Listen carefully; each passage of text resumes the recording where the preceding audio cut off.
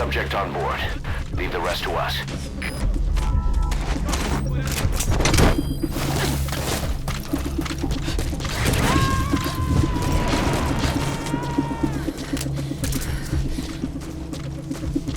You gonna extract him?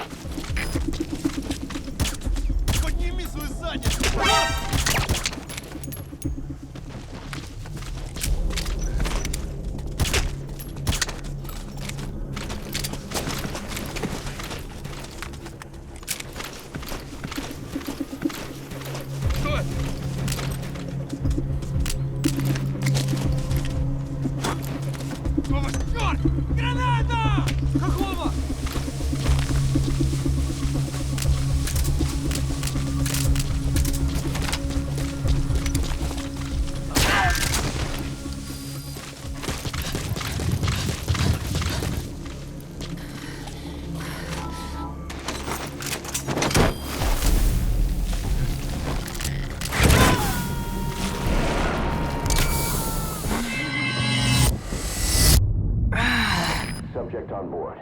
Leave the rest to us.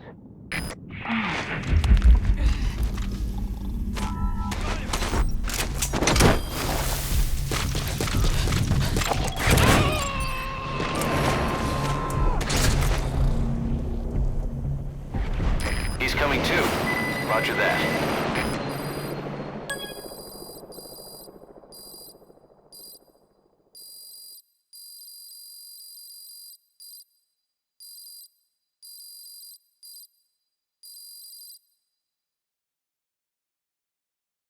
Boss, come on back to base.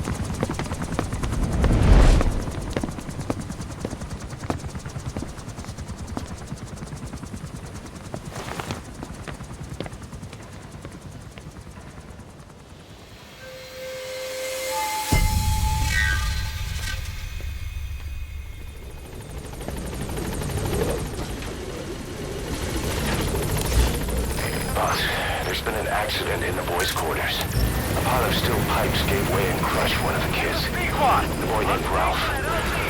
They tell me he died instantly. I'm sorry, boss. It's my fault. I should have been keeping an eye on them. I'll let you know if we learn something.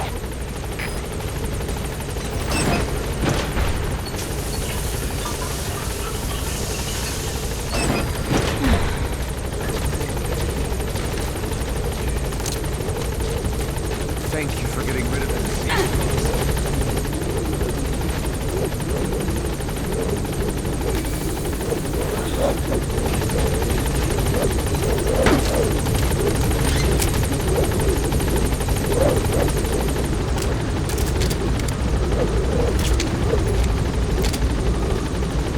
Gaining altitude.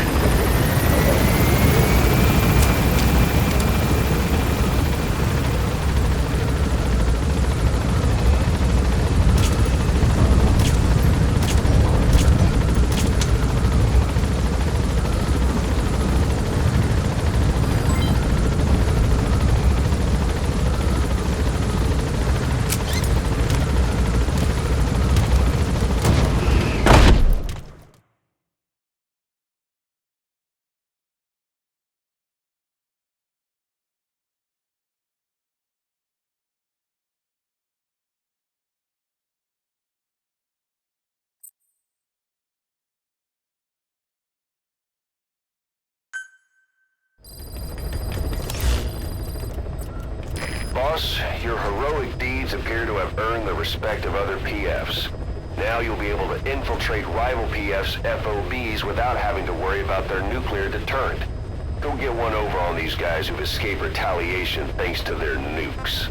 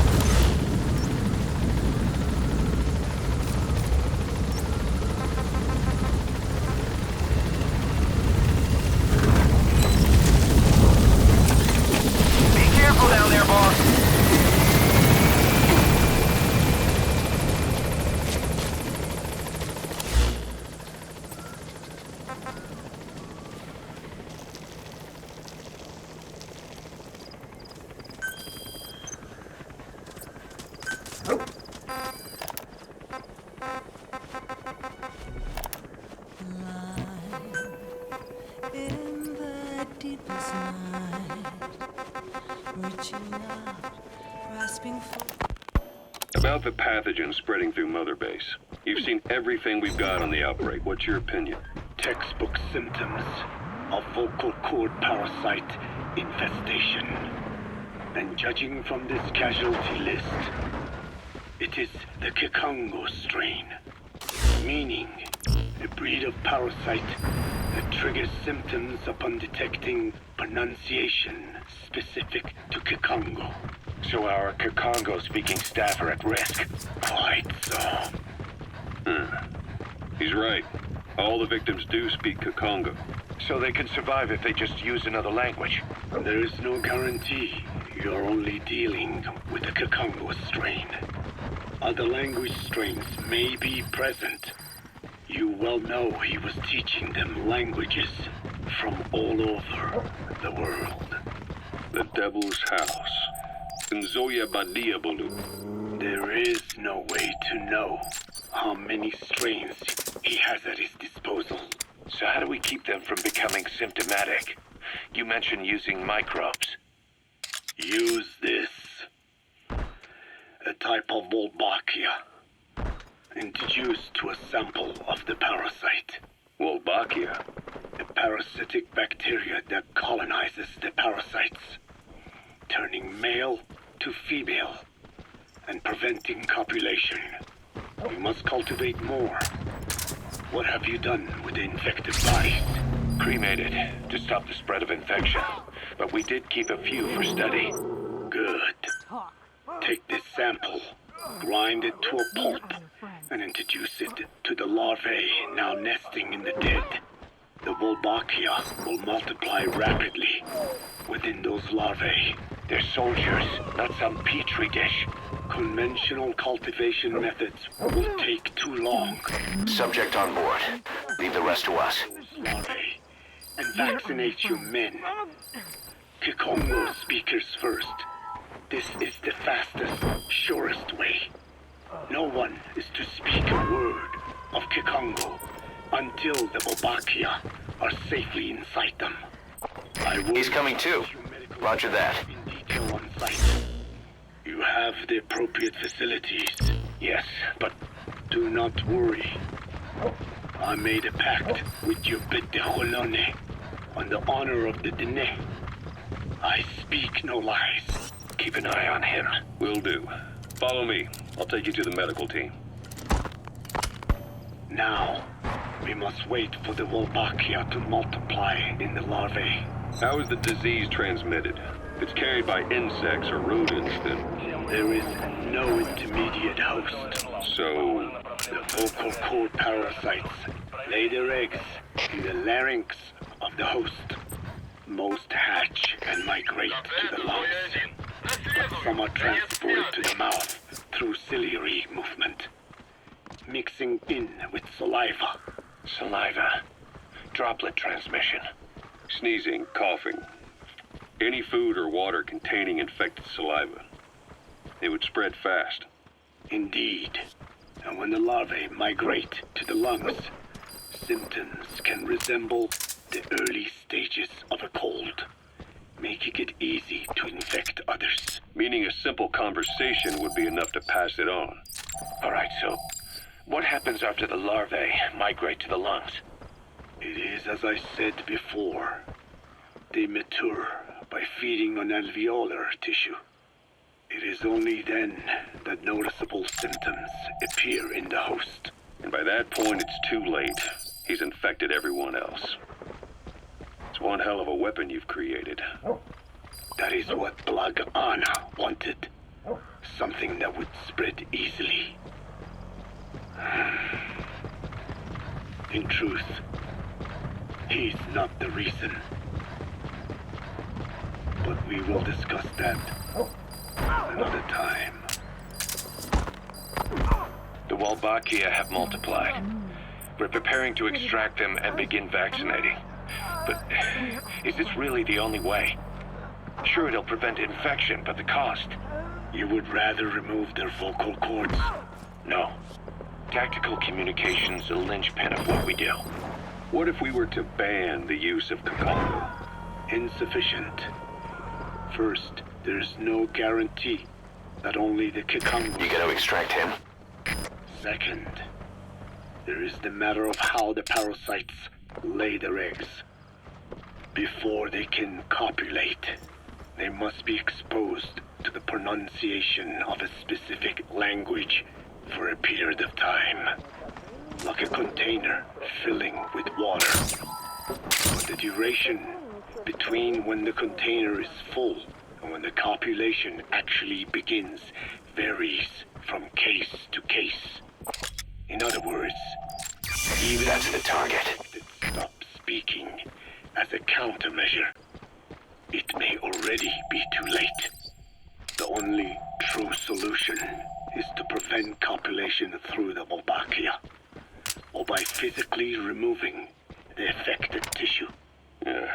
Do any antiparasitics work? It sounds as though you have already tried. Yeah. We tried every one there is, and nothing. I have yet to find a medicine that can remove the parasites. At best, it temporarily covers their ears. Why is that? Because the parasites are companions to us. To remove them inevitably harms the host. Companions? More than you think.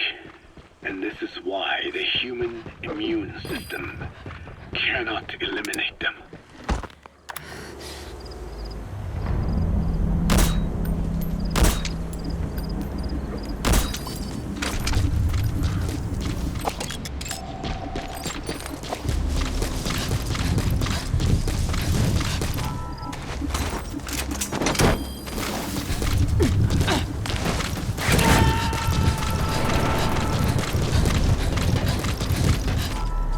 Subject on board.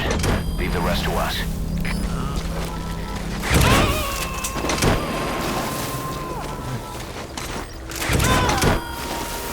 He's coming too.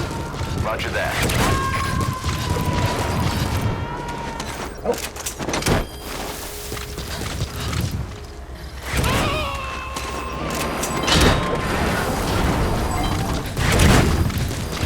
You gotta extract him.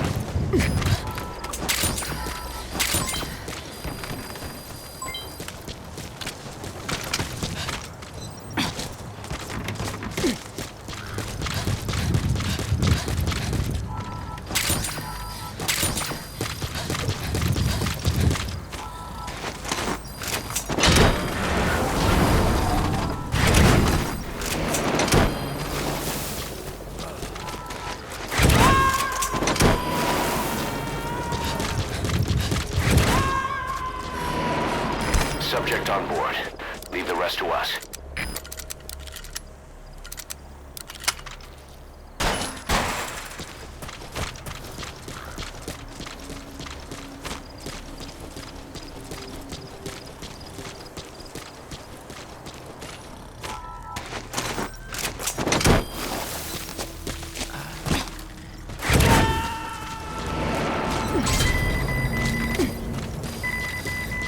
He's coming too. Roger that.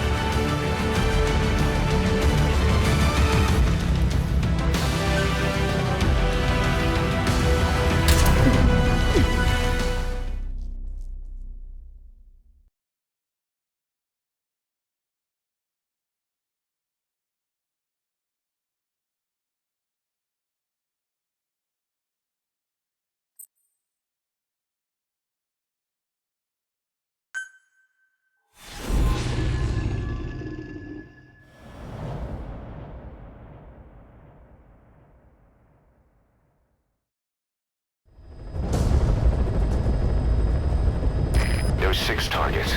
Our contract is to kill them all. And the client is the general they served under. He wants them dead to keep them from talking. Check a VI on your iDroid for more information.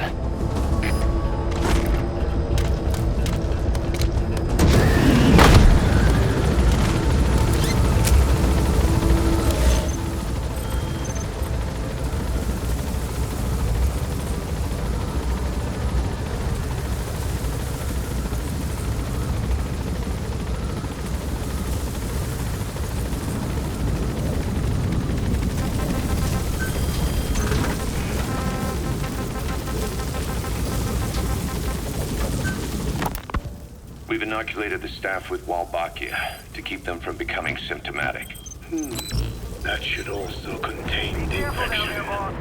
How did this happen in the first place? It has to have been a Cypher spy within our ranks.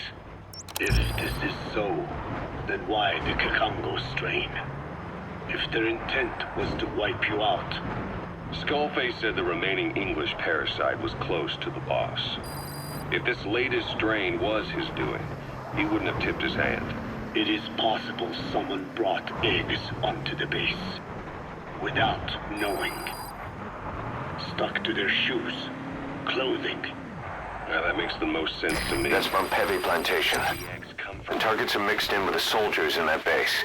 Use the VI to identify them. Sure. But his gear's disinfected immediately upon return. Then he was not the carrier. And not just the boss. That's an enemy gunship. A single burst from his machine gun can cut a man in half. Tread carefully, boss. Disinfected all equipment used up to that point. Any and all prisoners, soldiers, materials, and animals extracted during missions were also quarantined. So, that just leaves... I have seen children around here. Where are they from? all over. Some were being held hostage at a mine. Then there were the troublemakers at Wala Yamasa. Wala Yamasa? Yeah. Their clothes, their things. Did you burn them? They're just kids. We couldn't. And besides, not one of them's shown symptoms. The parasites don't infect prepubescent hosts. Their vocal cords are not fully developed. Well, if infection doesn't occur in children... It is possible they carried eggs on their clothes, and the infection spread from them. Check the kid's stuff. I doubt there is any trace left by now. And if there is, some of those kids must be close to hitting puberty. How could we have missed this? The name Wala Yamasa got quite a reaction from you. I'm guessing the Kikongo strain was released in that village. Cypher used that region to experiment with vocal cord parasite transmission. The Kikongo strain. The settlements around the refinery upstream of Wala Yamasa were the proving grounds. They would infect one villager, then record transmission speed. Dangerous work. If they failed to contain the infection, it would slip into the surrounding regions. At which point the world found out about the parasites, making them useless as a weapon. Incredible they'd risk such a thing. The test site was densely populated too. A terrible place for such experiments. No doubt, they thought burning everything would wipe away all traces. The settlements were covered in oil anyway. Who would wonder if one day they caught fire? And so it did. They burned it all. Living and dead. Those remains. But they miscalculated. Transmission speed was far faster than anticipated. It may have been the temperature, or hygiene standards, or perhaps the parasites reacted quickly to Kikongo. Whatever the reason, nearly all villages were swiftly infected, and the settlements reduced to mounds of corpses. Making matters worse, the dry season was ending. When it came time to burn the village, the Moneni River had swelled. Many of the bodies were waterlogged. Meaning they didn't burn completely. The corpses still contained viable eggs, and the larvae washed downstream. You gonna extract him? People downstream drank that water. That marked the end for Bwala Yamasa. I learned all of this at the mansion. I warned him of the risk of eggs getting out. And? We are prepared for any eventuality. I get it. Putting the oil field back online. The oil leaks, saner. They plan to pollute the river, prevent the spread of infection. But the oil flow was stopped, and downstream the people of Masa village started using the water again. The PF soldiers deployed at the village were locals, spoke Kikongo. They were infected, the kids survived. I've heard enough. And who stopped the flow of oil? Go. Subject on board. Leave the rest to us. Confirms it. The source of the Kikongo strain infection was Masa village. And the children brought it here. It is no one's fault. There is no blame to be cast. The parasites. They were tested in other regions? Their physiology requires that they be tested under varied conditions. Another test site was in Afghanistan. So it was the parasites there. Both the Pashto and Tajik He's coming too. languages Roger that. spoken in the mountains of Afghanistan. And population density is low. Ideal testing grounds for how accurately the parasites target only the specified language. It is also relatively easy to prevent the spread of infection. And the results? The first test, I am told, was a success. Once the Pashtun You Mujahideen gonna extract him? infected with the Pashto strain, they were all but wiped out. The Hamid fighters at Smasei Fort. It was doubly successful. No Tajik Mujahideen or Soviet soldiers became symptomatic. So the parasites proved to be effective. What about the second test? Also supposedly a success. A Pashtun village was the target. However, the original aim was to obtain samples of the infected. In this, they failed. And the village? The Soviets enacted a standard scorched earth operation. That must have been the village where Malak lived, before being held captive at La Marjate Palace.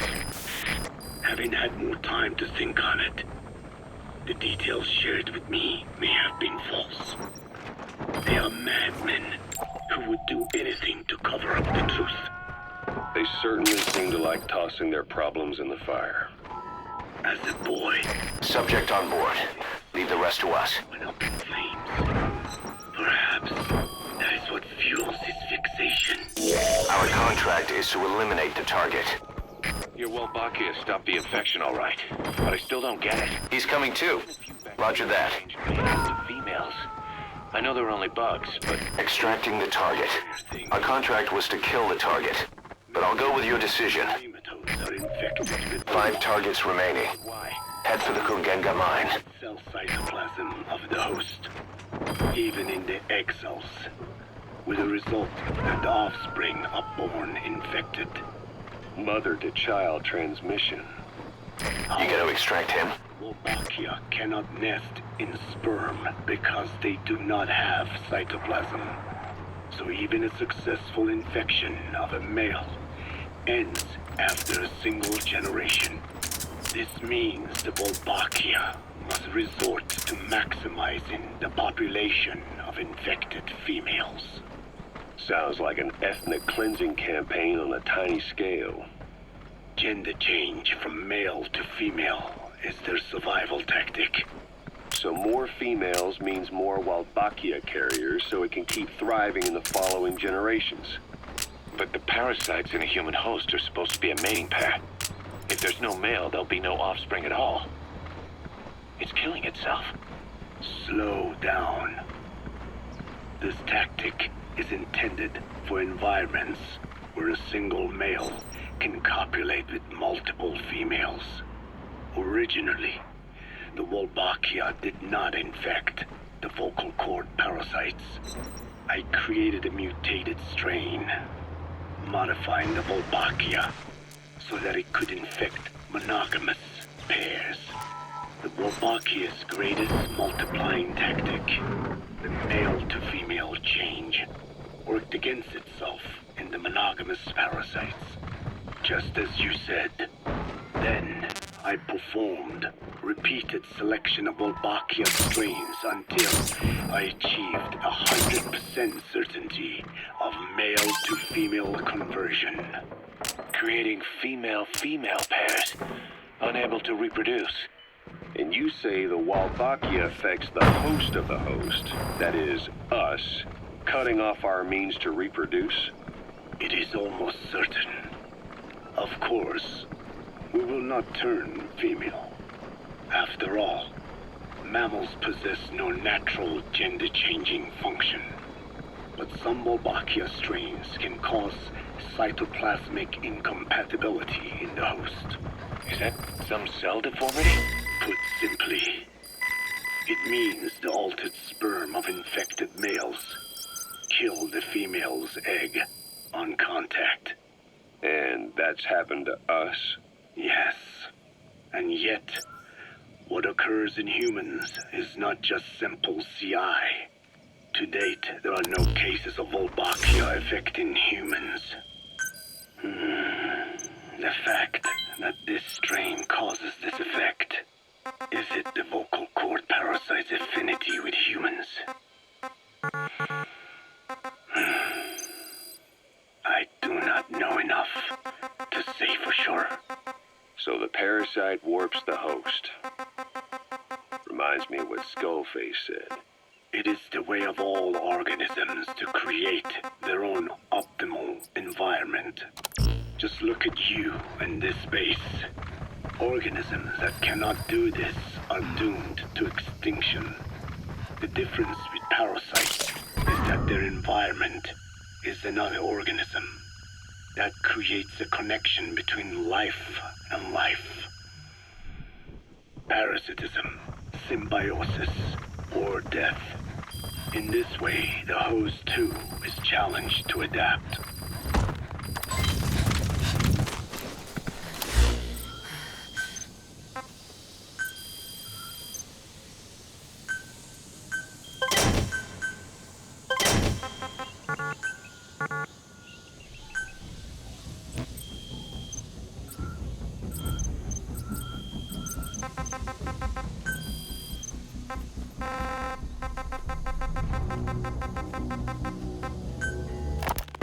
About this OKB-0 Emmerich was talking about. Its location and features match the citadel in the mountains northeast of the Soviet base camp. Built during the time of Alexander the Great, it was left in ruins following one of Genghis Khan's campaigns. Its occupants changed time and again due to war, and it was expanded on more than one occasion. Ultimately, it fell into the hands of the Soviet philosophers. The Soviet army was using it as the headquarters of its Afghan invasion force. But it would seem that Skullface's connections with the philosophers gave him license to develop Sahelanthropus there. And that's what Emmerich was doing at the place, before he got the axe. But OKB is a designation the Soviets use for weapon design bureaus. There's no way they'd have one of those in Afghanistan. And, in principle, the numbers that follow OKB are always integers above 1. There is no 0. Perhaps this was a secret facility of the Soviet and Chinese philosophers dating back prior to World War II. Though it's more likely Skullface just picked a fake name that more or less fit the Soviets' pattern. He doesn't go there often, but he sure as hell won't miss this. They use the heliport on top of the tower for his visits. Start by heading for the heliport. Then wait for your chance to make contact with Skullface. It seems Sahelanthropus's armor is made from depleted uranium. That offers some serious protection. The U.S. military is planning on using it for its main battle tanks, too. Maybe that's where Emmerich got the technology. Uranium? They're using nuclear fuel for armor now? No. What they use for nuclear fuel is uranium-235, which is extracted from natural uranium. Depleted uranium is a byproduct of that process, sort of like the leftovers, I guess. The garbage. Uranium-235 makes up 0.72% of natural uranium, whereas depleted uranium contains only 0.2%. What are the benefits of using it for armor? It's a pretty short list. Uranium's a heavy metal, like lead, meaning it can hold a greater amount of kinetic energy. But it also boasts a hardness closer to tungsten. That makes it an ideal material to use for, say, armor-piercing ammunition penetrators. But it's not the best choice for armor. Its volume is less than that of ceramics, but for an equal weight, you could end up with less protection. So why use it then? According to Emmerich, it came down to him being unable to source ceramics technology from a manufacturer. Plus, given that it's an upright walking vehicle, he wanted to reduce the bulk of certain areas. Despite all that, depleted uranium still makes for some tough armor, and Emmerich says it's been proven in live fire tests. It stops most Soviet tank shells.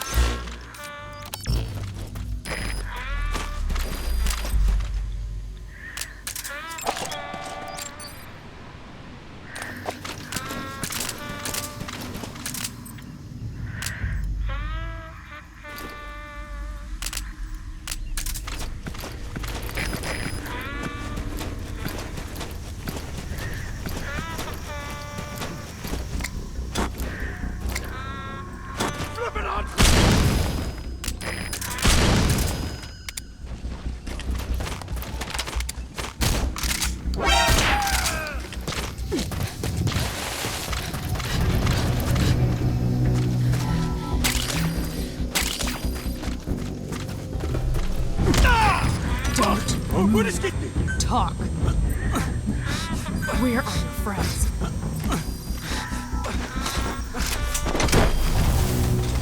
Hey! You must come in!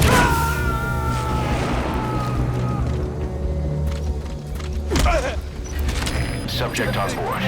Leave the rest to us. Where are your friends? Hands up. Spit it out. Where are your friends?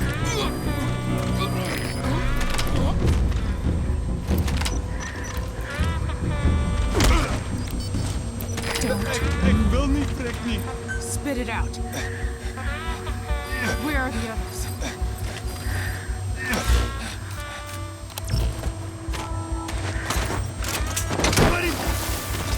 Damn it! Iemand daar! Hey! Iemand! Damn it! He's coming too. Roger that.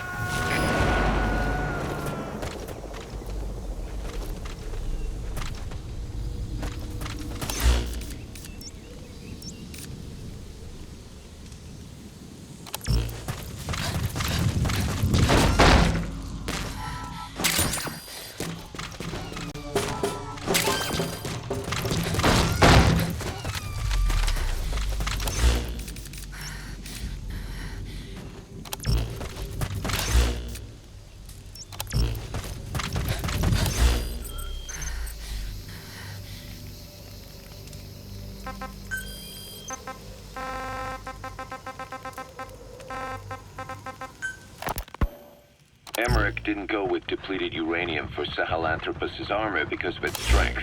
He had nukes in mind. Exactly.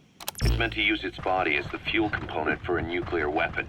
Sahelanthropus uses built-in uranium enrichment archaea to melt its own body and extract uranium-235 from the depleted uranium in its armor. Those archaea perform the enrichment in an extremely short time. The concentration jumps by a factor of several hundred, from 0.2% to over 90%. The end result being highly enriched weapons-grade uranium. Sahelanthropus's body itself becomes a nuclear bomb. Emmerich says if it were to self-destruct, the nuclear yield would be somewhere in the region of 15 kilotons. Since you need about 50 kilograms of highly enriched uranium to trigger a nuclear reaction, that would mean Sahelanthropus contains something like 23 tons of depleted uranium. That's not very much. No, it isn't. That's about what you'd expect to find in a main battle tank's armor. The point is, it can be transported anywhere, even use its conventional weaponry on the battlefield. And the international community will never suspect a thing.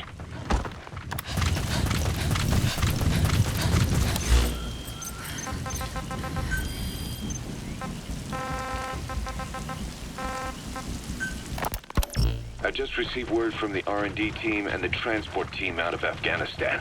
They finished installing Sahelanthropus on the base. It's ours now. All right. Don't let any of the staff touch that thing. Especially Emmerich. Of course. That guy's crush on Sahelanthropus is beyond a joke.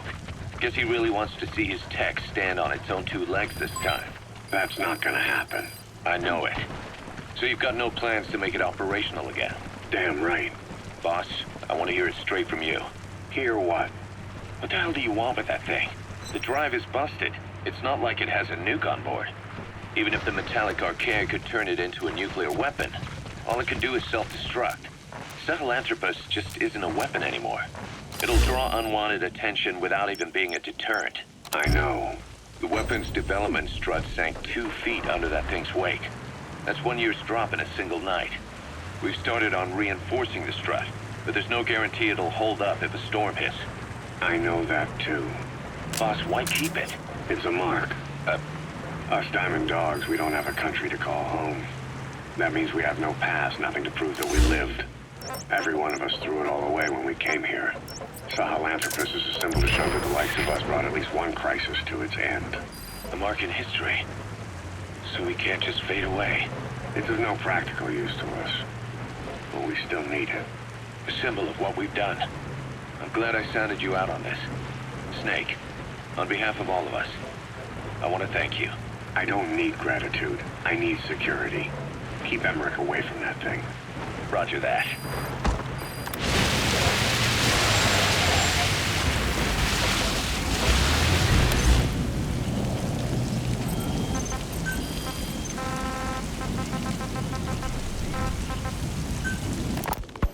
So, Tucker, what are the metallic archaea? Volcanic craters spewing sulfur. Water hot enough to boil your skin off. Ocean depths of 800 plus atmospheres. Wastelands radioactive enough to kill you where you stand. There are groups of organisms that survive this fight. No. Because of living in such environments. I've heard about that. Extremo something. Extremophiles. By selecting certain species, then subculturing and repeatedly modifying them, I created a metallic offspring of pure archaea. They subsist on metals rather than organic matter. And some of them even consume uranium? Yes. Uranium enrichment archaea metabolize only uranium-235. As a result, they produce weapons-grade enriched uranium. How is that possible? Consider how plants fractionate carbon isotopes when they conduct photosynthesis. Nature possesses abilities beyond our imagination. So it was archaea that brought down your chopper? Corrosive archaea, yes. They oxidize metals, feeding off the energy in the electrons they receive. What became of the wreckage? We had the R&D team retrieve samples for study and...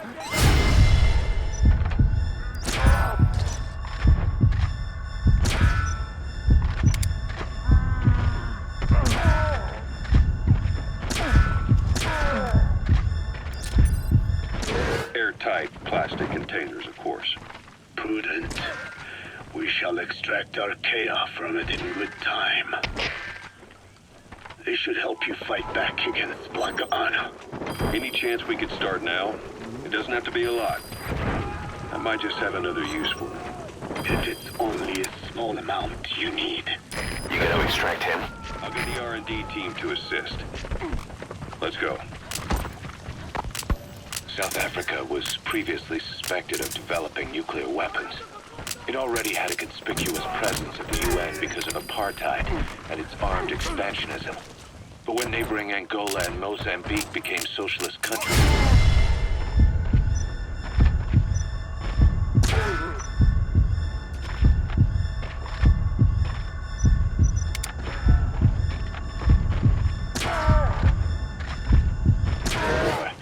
South Africa felt hounded into a corner, so it accelerated its nuclear program to protect itself. 3 years later, the Soviets discovered a test facility, and 2 years after that, an American satellite... Subject on board. Leave the rest to us. It said this was South Africa conducting a nuclear test with the help of a certain ally. Skullface used the situation in South Africa to get this ally to lend a hand. They both wanted nukes, so it was a mutually beneficial relationship. On the surface, anyway. I figure South Africa started getting serious about nuclear weapons production in '75. In '74, the government was still able to get by with bluffing. He's coming too. Roger that. The year after, spread that an independent armed group in the Caribbean was crushed by Cypher for possessing a WMD. That's right, boss. What happened to you and your men was the reason South Africa decided to push ahead with nuclear development. You gotta extract him. Independent of any country getting its hands on a nuke. That was a threat to the existence of countries everywhere. It wasn't just South Africa. Your presence pushed a lot of countries to get nukes. The world was scared of you. You were a threat to more than just the Cold War. If nations are gears in a machine, you had the power to smash them loose and watch the whole world grind to a halt.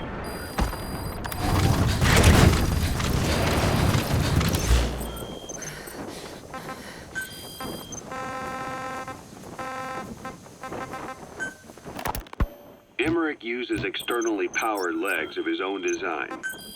It's bionics technology, a product of the U.S. military's failed attempt to develop a powered exoskeleton. All the wearer has to do is apply a little force, and the actuators continue the movement in that direction. But his legs are unique. Instead of using a hydraulic mechanism, the actuators run off metallic archaea. That increases the actuator's reaction speed and also enables him to lock and release the joints at will. The legs are a nifty little gadget, but they have two clear weaknesses. First, they're dependent on external power, maybe because he built them knowing he couldn't leave his lab. There's no internal battery. That's why they won't work if they aren't plugged in. Second, and this is more than just a weakness, the legs are directly connected to his bones. Could be to minimize signal loss and the order's output to the legs and the drive response from them. Either way, Emmerich has used bolts to attach load-bearing parts directly to his femurs, probably by mimicking surgical treatment for compound fractures and the like. But the end result is those legs and his body are fused together, and that appears to be how he's able to move them so precisely. But that also means that any shock to the legs will be delivered right to his bones by way of those bolts. The same is true if he encounters the corrosive metallic archaea. If the corrosive archaea ate into the exposed bolts, they'd reach the endoskeleton parts and eat through them too in the blink of an eye. The doctor's bones are full of holes to accommodate all the bolts. They're like sponges. If he were to lose the reinforcing parts, even the tiniest bit of force or weight would snap his bones. So when I dangled those corrosive metallic archaea in front of him, he realized straight away what would happen. Life wouldn't be worth living if he lost those legs of his. I'd bet that is what the doctor fears the most. I just helped him imagine what it would be like. Thanks to that, I got the information we needed without either of us getting hurt. You know how he is. He's probably already over the shock. The better you know your adversary, the easier it is for you to get information from them. And vice versa.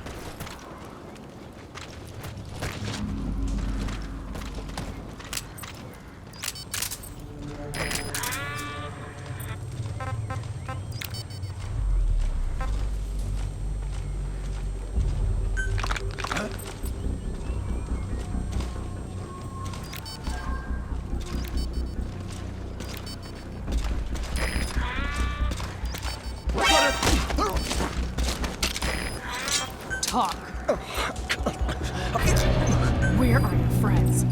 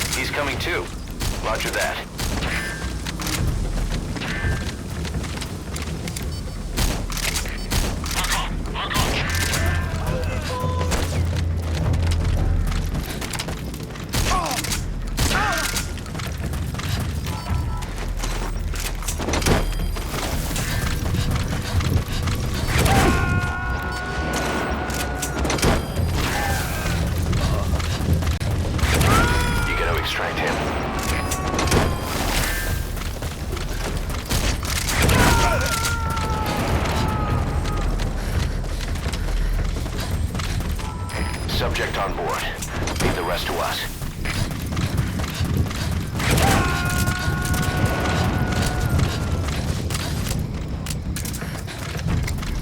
He's coming too.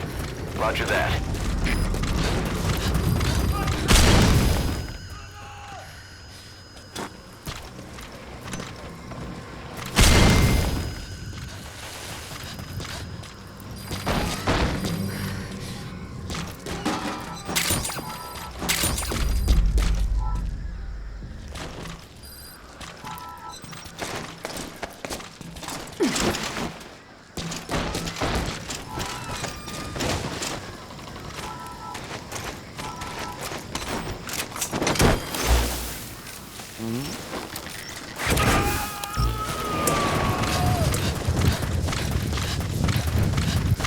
You gonna extract him?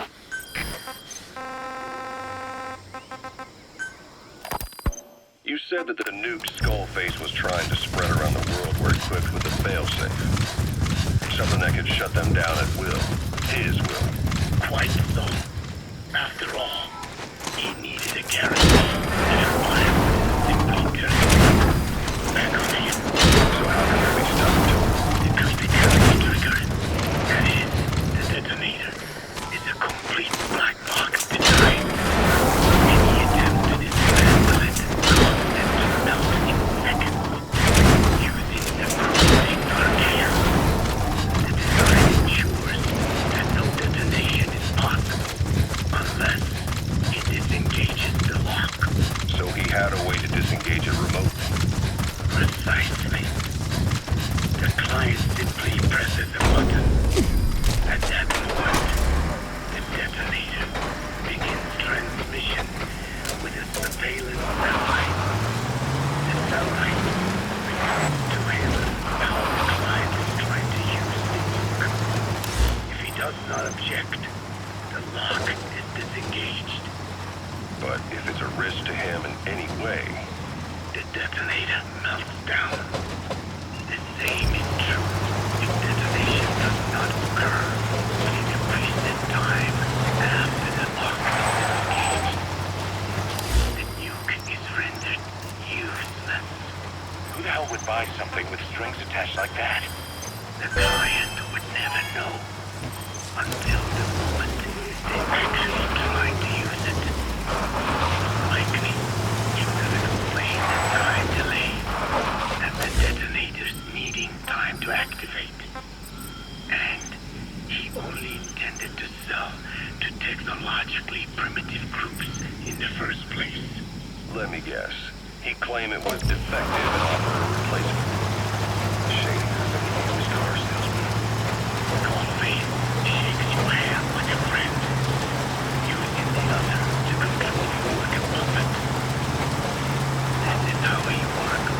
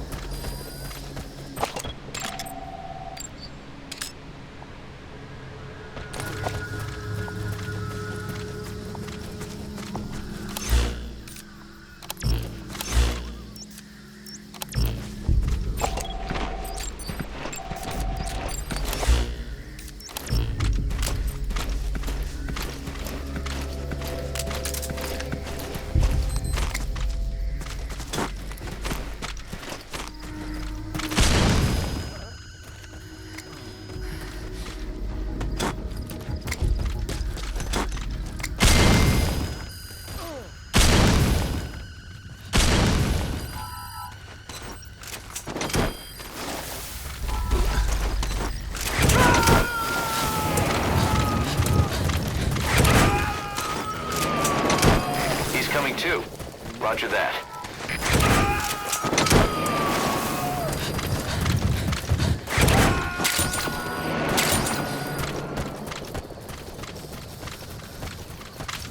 You gotta extract him.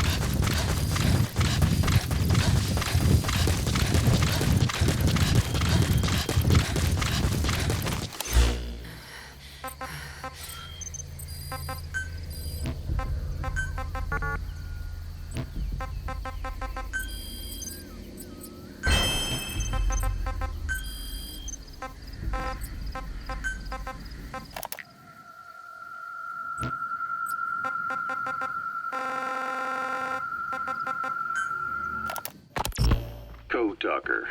Haven't seen you eat a single thing since you got here. Let me guess. Photosynthesis? Oh? What makes you say that? Well, a long time ago, I knew someone with a similar Boss, ability. get down. The enemy's sniper. Stay low and crawl along the ground. That should enable you to sneak past enemies.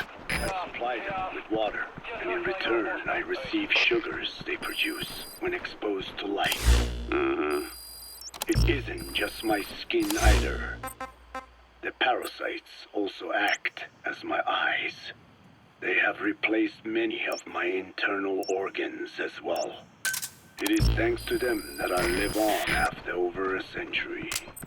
How did you obtain them anyway? Through your research? I would like to say as much, but there is more to it than that. Let me take you back 20 years.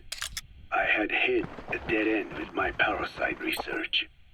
Then I was approached by a foundation. They said they had a sample of an unusual strain of parasite. Which foundation? Apparently, they had links to ARPA. But that is all I learned. I was somewhat ignorant of the ways of the world. Just being able to study it was enough for me. Yeah, I've heard that before. Go on. Half in doubt, I visited them to discover the body of an old man. Well, to be precise, his partial remains. A collection of parts, you could say. The man had died in an explosion. An old man, you say? His flesh had not decomposed. In fact, the tissues cells were still metabolizing. The parasite had infected. He's coming too. Roger that. The tissues and was keeping them alive. I became obsessed with studying the body parts, foregoing food and even sleep. Every day was filled with new discoveries. You gotta extract him. The parasite's biology, internal anatomy, life cycle. But there was only so much I could learn through observation. And so I made a decision. To truly know the parasites, I had to live with them. So, you implanted them inside you from the dead man's flesh? Correct. It was quite a gamble. Whether or not they would adapt to me. He's coming too. Roger that. It appears I was compatible with them. Or perhaps, through my many years of research, my immune system learned to tolerate them. Were they that body's only parasite? Yes. However, there was a separate specimen that supplied its host with adrenaline in response to pain. And yet another that could control insects at will through secreting heterogeneous pheromones. I wanted exposure to them, to take them into me. But my wishes were denied. Their records, though, provided clues that helped advance my research. Would you care to join me? A life spent never worrying about food, is a most wonderful one. I think I'll pass. But thanks. This has been helpful.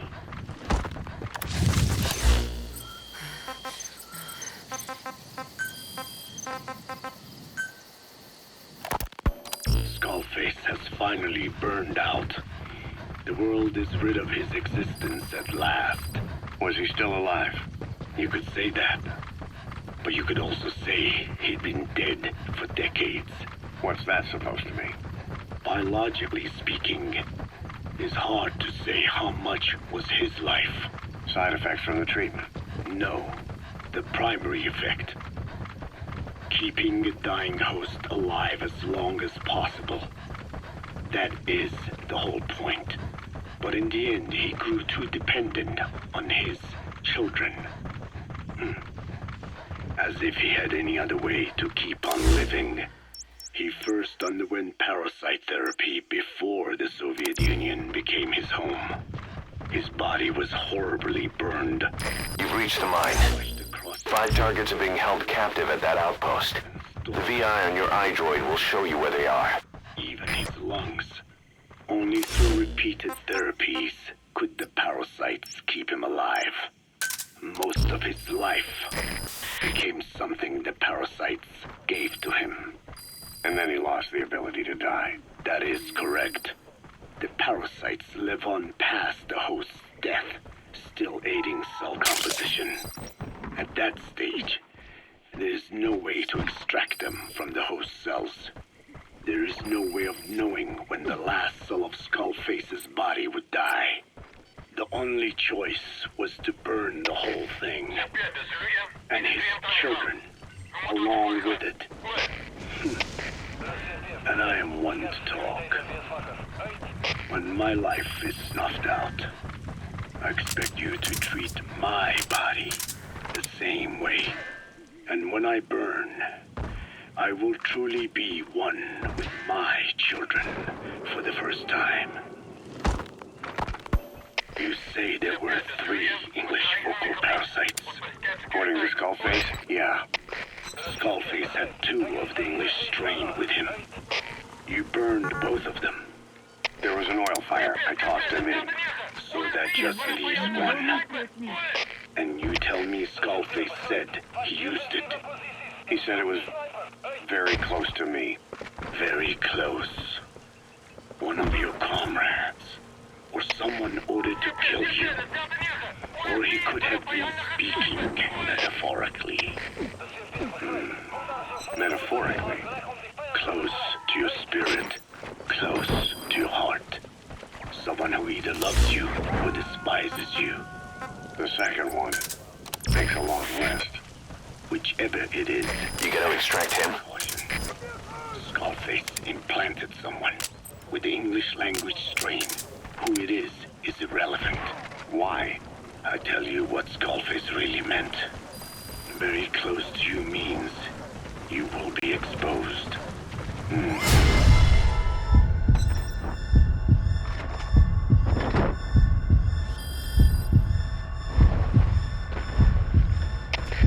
All the infected here have been given the Wolbachia. Even if the vocal cord parasites infect them now. Subject on board. Leave the rest to us. But if there's a different host among us, host to the English strain, If that were the case, we'd see the symptoms. what about the non-English speakers? We have plenty of those, but the staff use English as a common language. But if that someone has not spoken English yet, and begins to speak it now, There'd be another outbreak. the final mating pair of the English strain must be found immediately. Skullface is gone, but his He's coming too. Roger that. on this base. Do you see what the final mating pair is? With him dead, those parasites You gotta extract him. lead upon the world. A thirst for vengeance. In their flesh. Think. Does anyone here bear a grudge against you? Who would target you specifically? The ethnic cleansers that Code Talker mentioned, they weren't Skullface's true goal. All we have is circumstantial evidence. Subject on board. Leave the rest to us. Who started developing the vocal cord parasites as bioweapons, parasitic weapons, and Africa was the testing ground for them. As Code Talker said, their purpose is the ethnic cleansing of only those who speak a particular language. So they could do a weapon of mass destruction to eradicate specific groups, races, ethnicities, or colonies by the language they speak. Or a kind of absolute language control. Or maybe a tool for those arrogant fools to build some misguided utopia. I can see plenty of uses. However, in practical terms, they wouldn't be as dangerous as you think. Counteracting the parasites is easy, after all. Cut them out of your throat to save your life, or just don't talk. That also prevents the infection from spreading. So if the He's coming too. Roger that. They'd no longer be the threat they were conceived to be. In which case, their targets would be limited to minority groups as a deterrent or a terrorist tool. It's hard to imagine Cypher developing You gotta extract him. that as a main weapon for their arsenal. That leads me to think we've only tugged on one little thread in Cypher's grand tapestry. An obscure corner of their work, possibly forgotten altogether. In any case, things changed. When Skullface was forced to relocate to Africa and he saw that thread dangling. All the time he continued that research, he was secretly following his own agenda. The ethnic liberator parasites, his English language strain.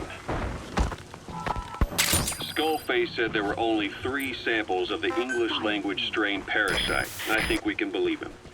Bringing his ethnic liberator's plan to fruition depended on creating an English version of the vocal cord parasites at all costs. But an English strain would have been useless to Cypher. Worse, it could have destroyed everything they'd built. It was the one type they couldn't allow. That means Skullface was forced to develop his English strain out of sight of Cypher's network. Naturally, he couldn't use the greenhouse facility Cypher had set up and filled with guinea pigs.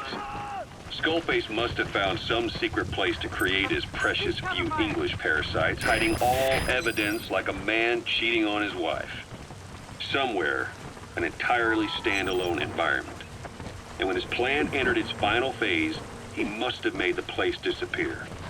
Some little room, could be anywhere, but now nowhere at all. We'll never know where he did it, but to elude Cypher's surveillance, it couldn't have been big. I believe Skullface was telling the truth. There were only ever 3 samples of the English language strain. Why activate Sahelanthropus in Afghanistan? Subject on board. Leave the rest to us. The Soviet Union secretly develops a new type of nuclear weapon and successfully deploys it in Afghanistan. Revealing the existence of Sahelanthropus results You gotta extract him. in the glory days of the Cold War. The threat it poses reignites the nuclear arms race between the world's major powers. The demand for nuclear weapons Subject on board. Leave the rest to us. introduced a nuclear weapon anyone could get their hands on. Non-nuclear nations, militant groups of all shapes and sizes, they'd all jump at the chance.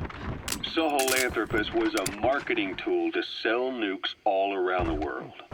But I think it's safe to say that plan was stamped out before it got up and running. The world's intelligence agencies never did turn up anything conclusive on it. After all, Sahelanthropus vanished before word could spread. Everything that's happened is already a fading memory, never to join the pages of history. Except for Cypher. Cypher won't forget. He's coming too. Roger that. Quiet beneath the surface. They'll use the pieces of data scraped together from this incident to build their own bipedal weapon. It'll take them a long time to complete it, but for now, the greed sector have found their new life's work. We'll have to be ready too.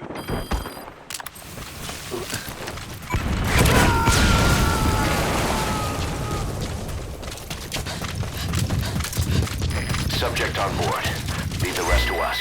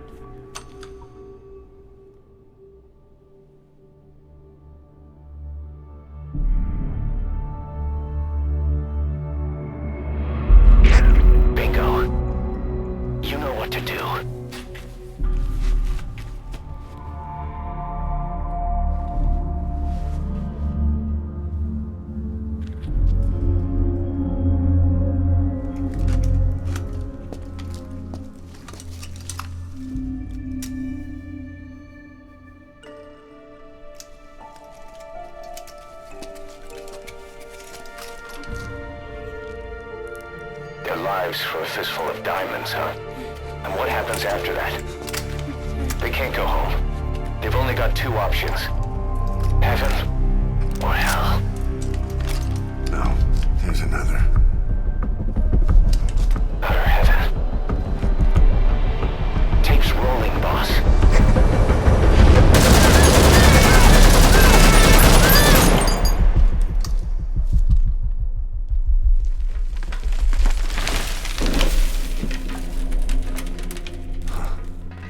How about it, Cos? Looks like our client just got outbid. We got the recording. Objective accomplished. Let's go.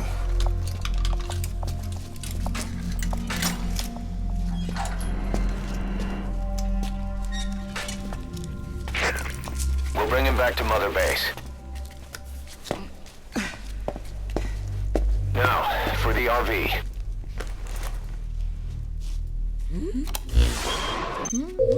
There's some high ground downriver. I'll have the chopper set down there. Lead the kids to safety.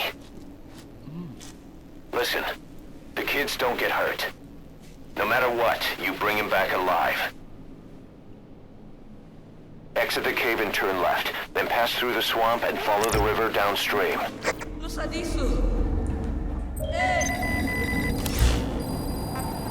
You'll have to lead the kids to the RV. Can they all walk? Doesn't look like he can walk. You still gonna help him?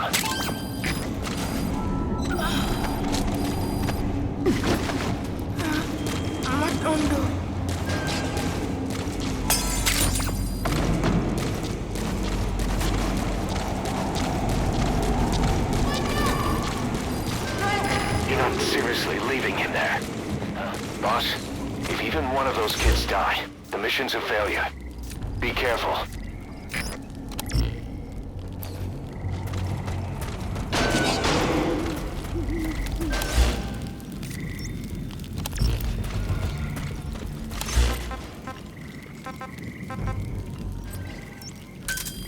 Roger. You're those kids' only support out there. You need to give them orders. Lead them to the objective area. They won't hear you if you're too far away from them.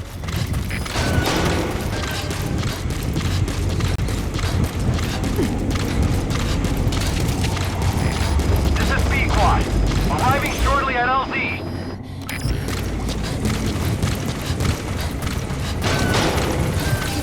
Now, Linda! This is B-Quad. Have arrived at LZ. Stop. We'll stand by.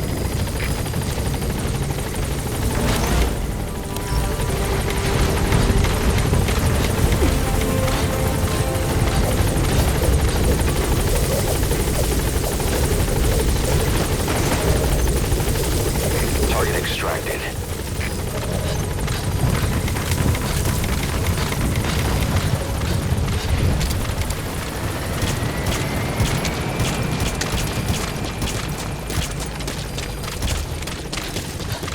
The target is missing. Go find him.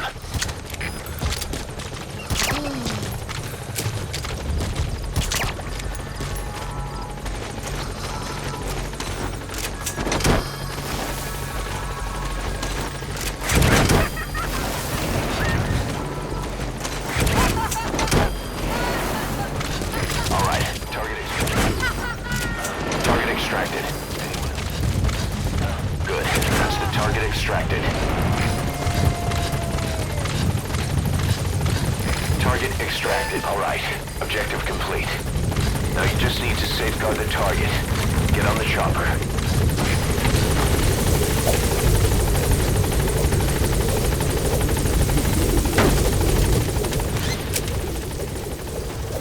Gaining altitude.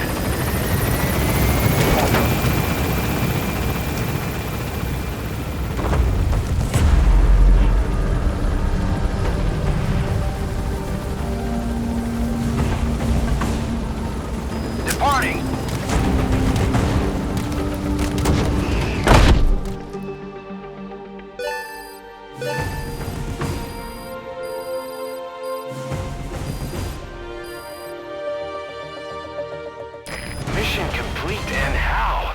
They're gonna tell stories about this one, boss.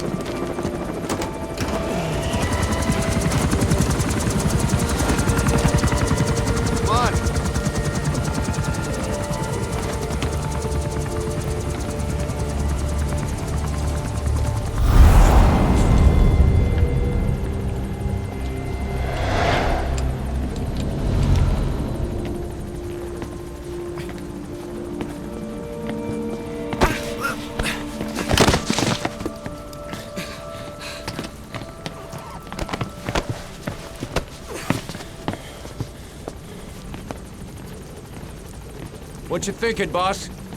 I'm thinking that he's tougher than he looks. A little training, he'll make himself useful. Never like kids. Especially ones with guns.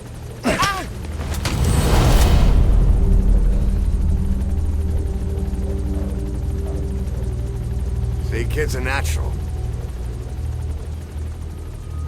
No. He's no natural.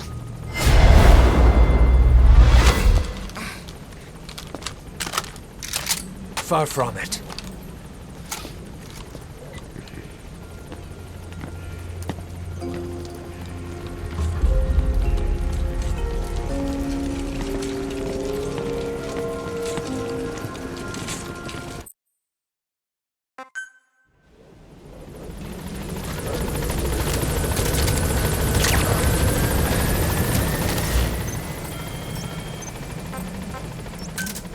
Roger.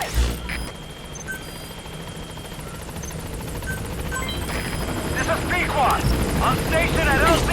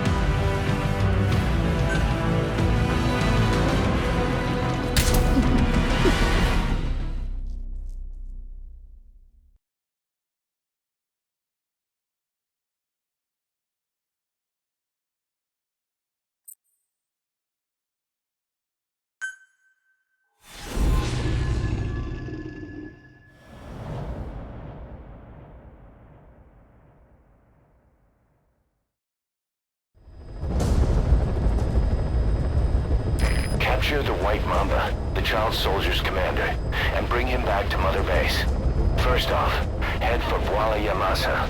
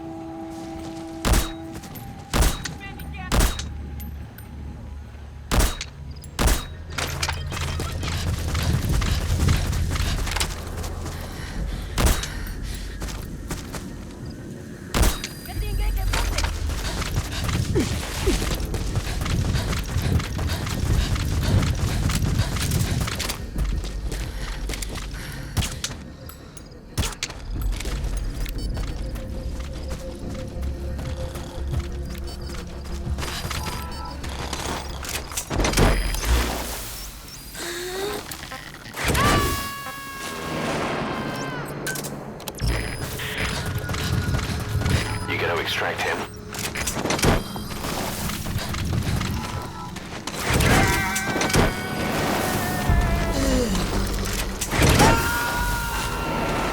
Subject on board. Leave the rest to us. Hands up. He's coming too. Roger that.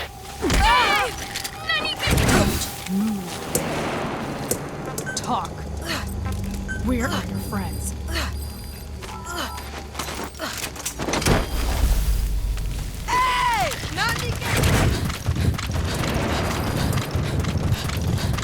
Subject on board. Leave the rest to us. Hands up. Speak. Where are your friends?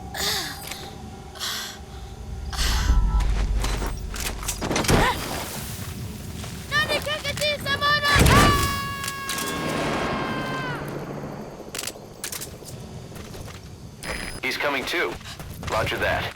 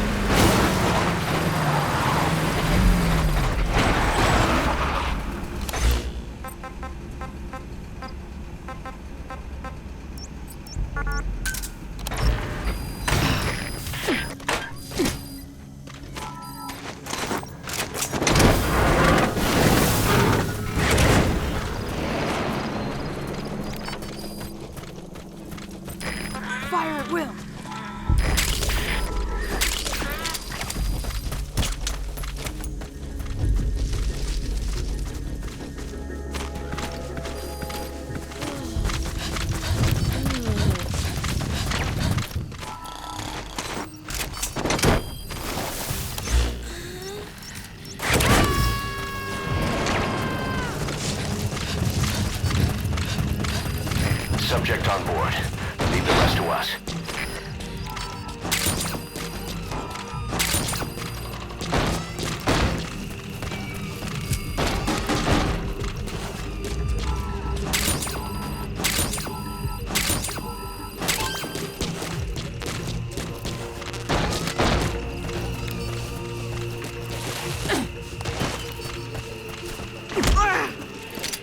Don't move. Spit it out. Where are your friends?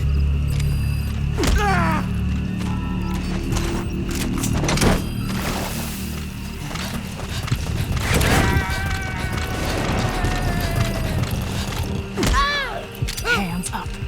Spit He's it coming out. too. Roger that. Where are the others?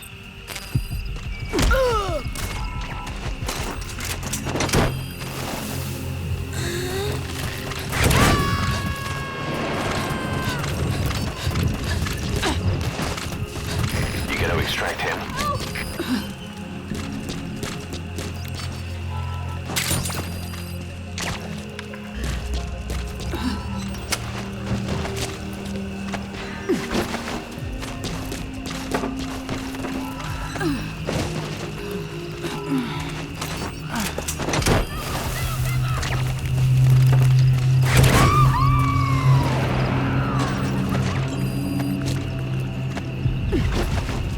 Okay, subject is in.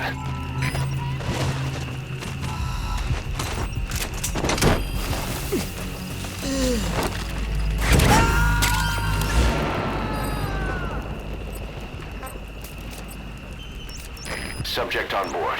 Leave the rest to us.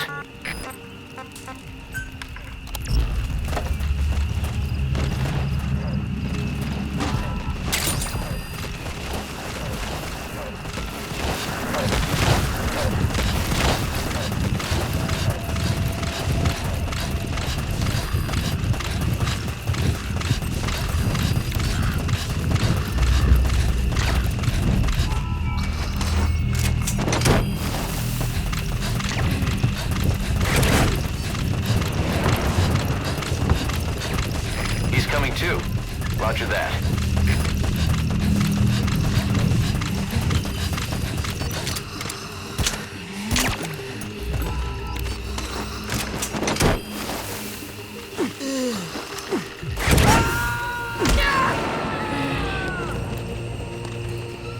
Hands up.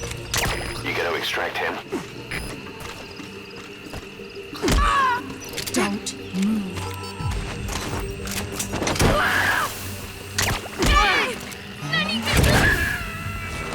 Don't move. He's coming too. Roger that.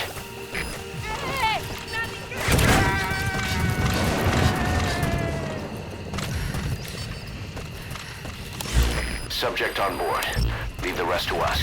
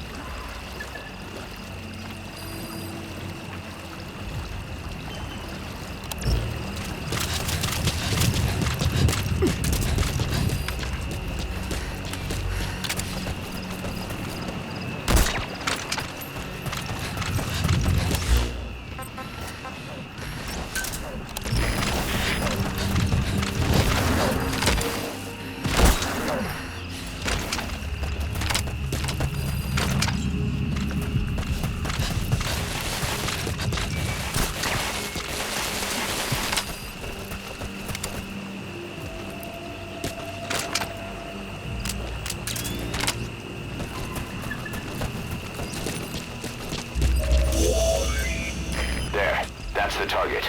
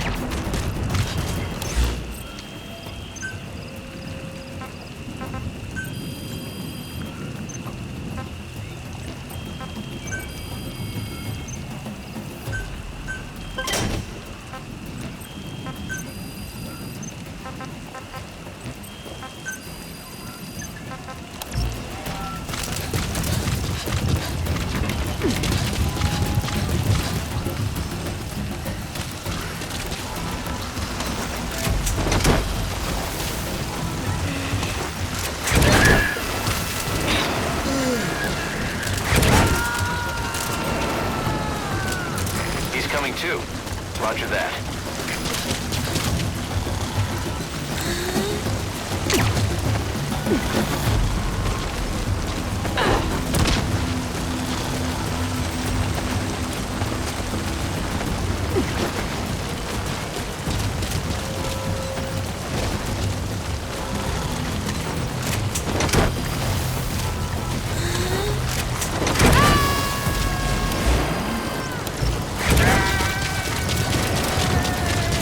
Subject on board.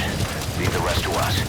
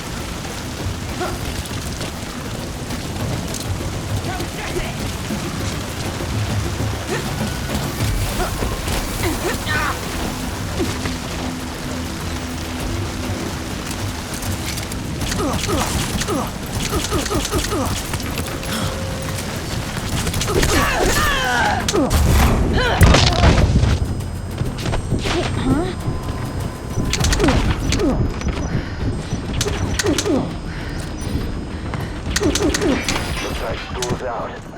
All you need to do is carry him to the LZ.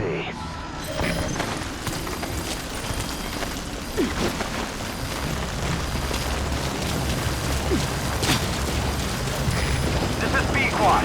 Arriving shortly at LZ. Full extraction puts a huge strain on the body. Too much for a child. Stand by. To extract kids, you'll have to carry them to the chopper.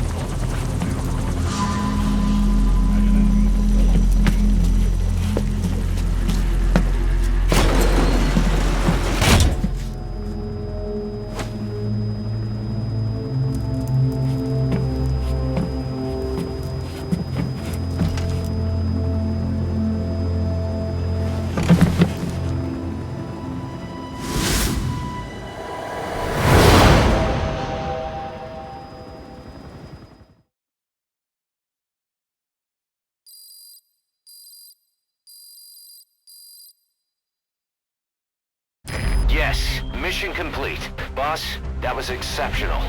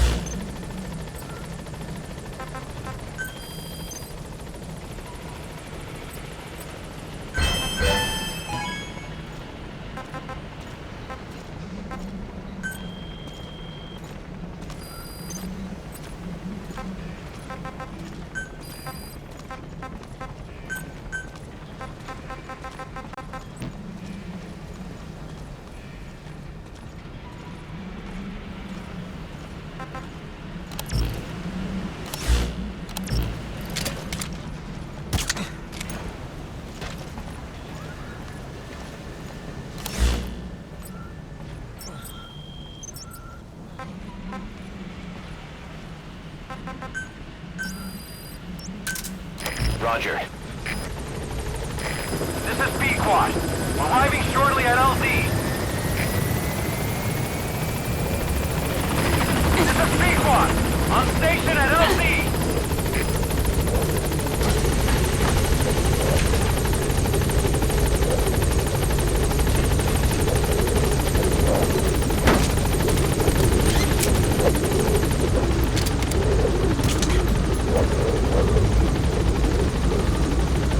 Gaining altitude.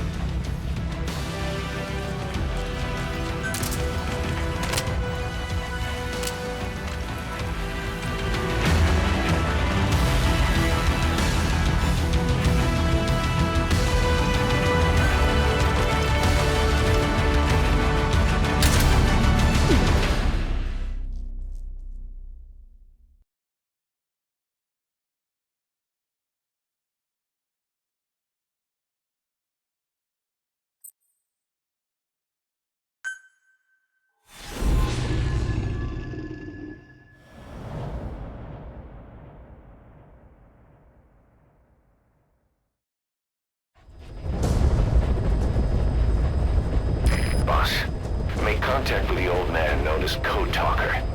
According to the intel team member you extracted, he knows what the epidemic is and how to treat it.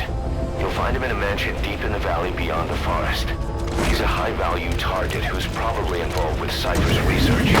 This information came at a heavy price. And you convinced security on site is gonna be tight. Watch yourself out there, alright? Make contact with the target, Code Talker. And if the treatment requires it, extract him to Mother Base.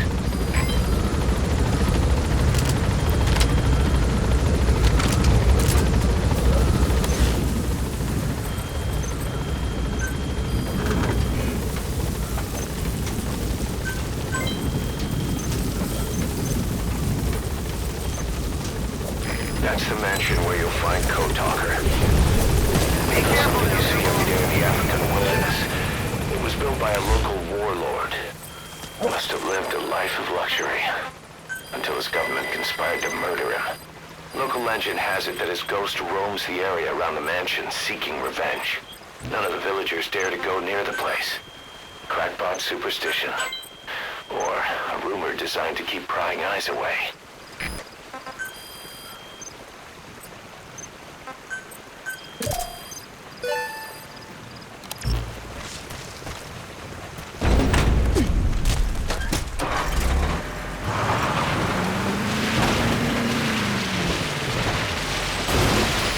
There is outside the mission area.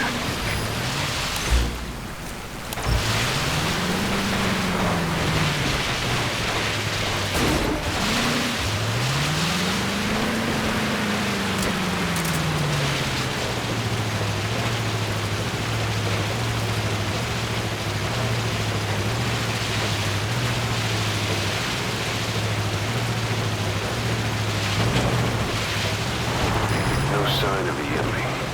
Judging from security in the area, I'd expect to see a patrol by now.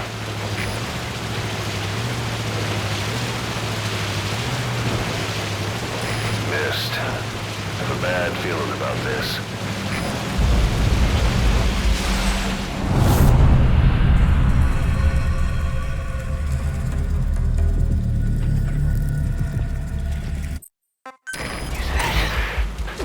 Boss, it's the Skulls. Damn it. So Cypher is behind this.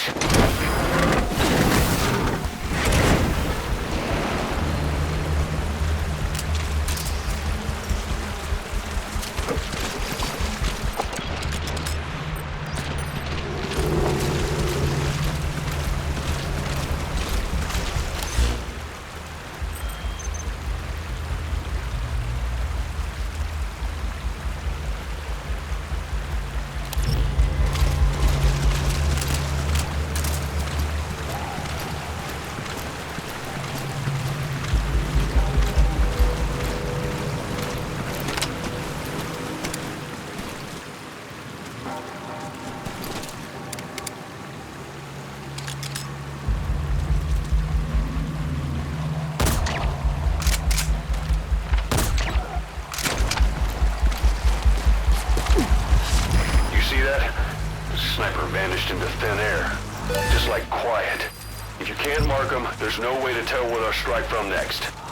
Stay on your guard.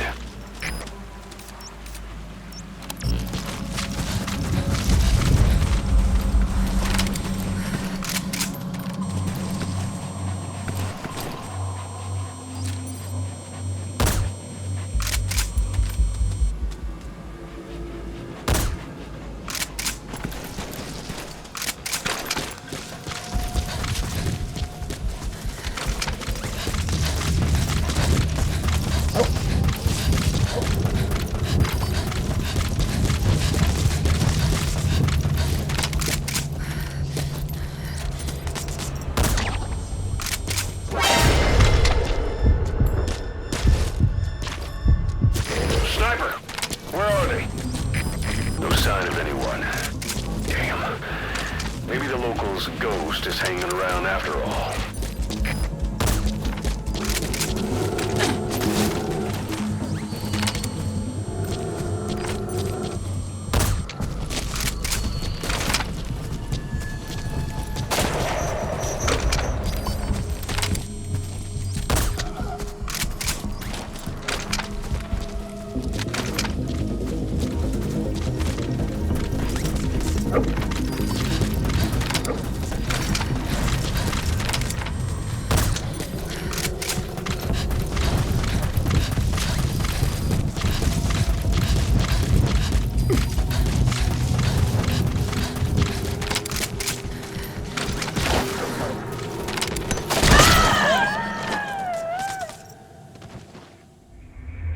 Snake! Talk to me!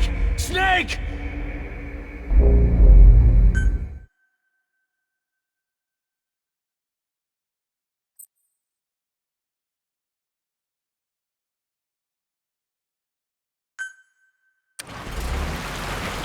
Missed. I have a bad feeling about this.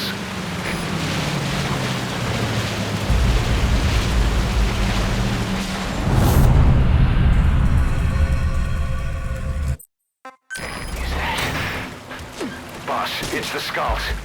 Damn it! So Cypher is behind this.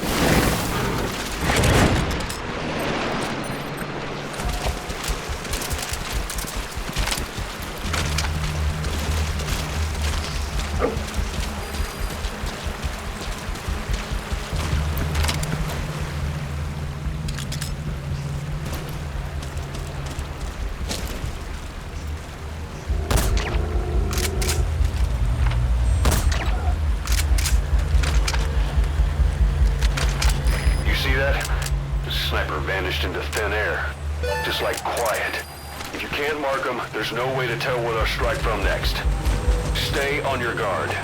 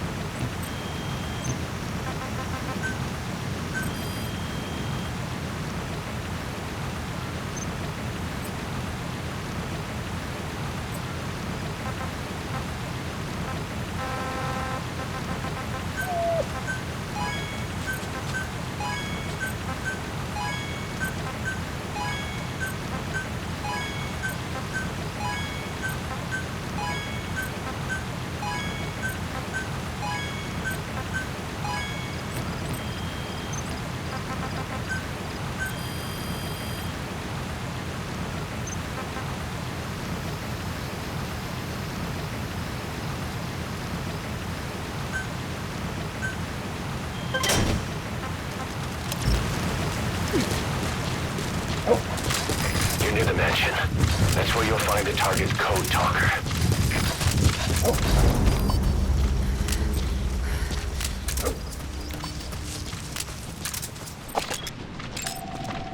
They're with the PF Zero Risk Security. Looks like they're protecting the target. Why don't you try interrogating them?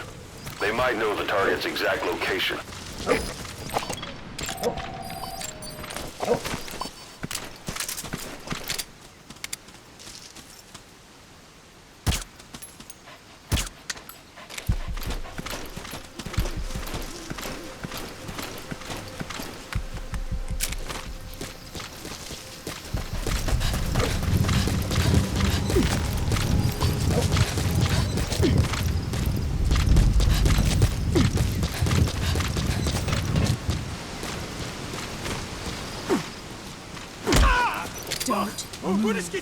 Talk.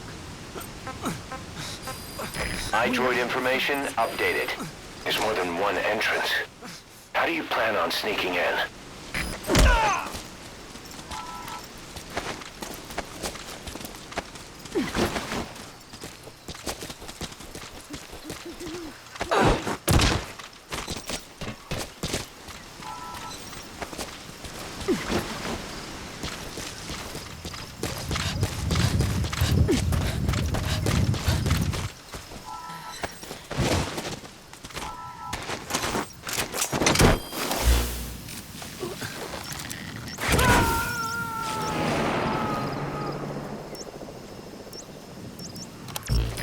Coming too. The target's somewhere in that mansion. PF soldiers are standing guard. I wonder when they showed up. I'm guessing they kept Code Talker hidden by making the place look empty. But now the word's out that he's there. There's no need to be discreet. So their security finally gets to flex its muscles.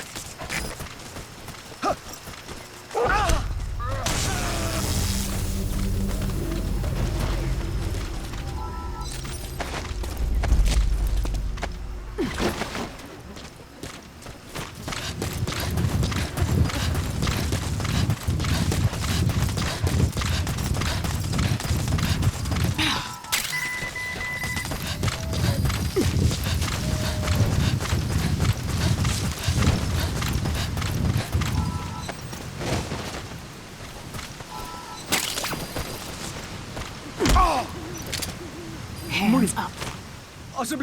Speak. We know where to find the target. Where are your Do whatever it takes to bring Code Talker back.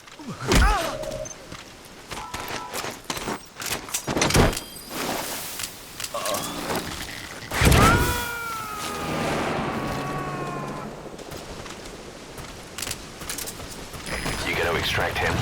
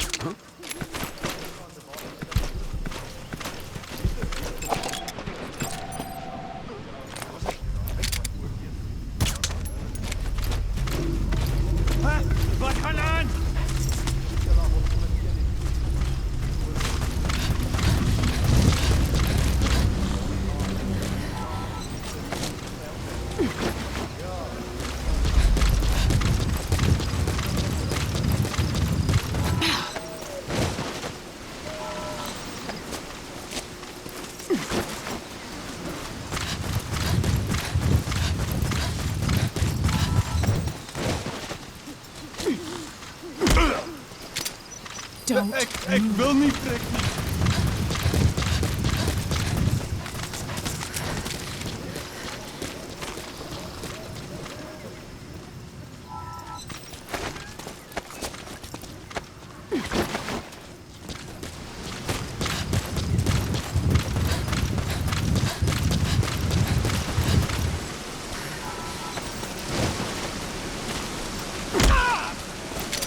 Hands up. Spit it out. Where are your friends?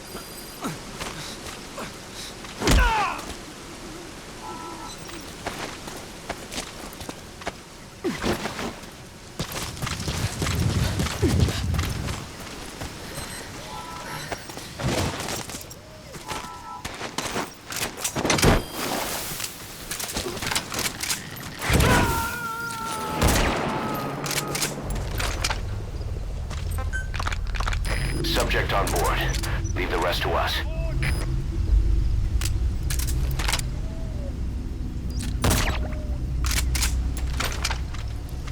Spit it out. Where are the others?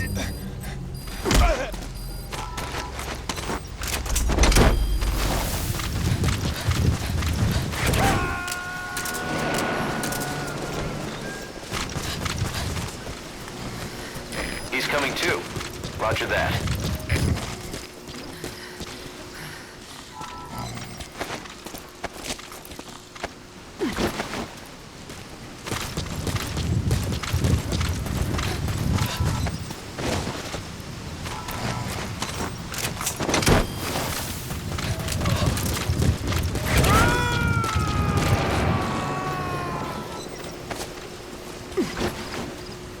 Subject on board. Leave the rest to us.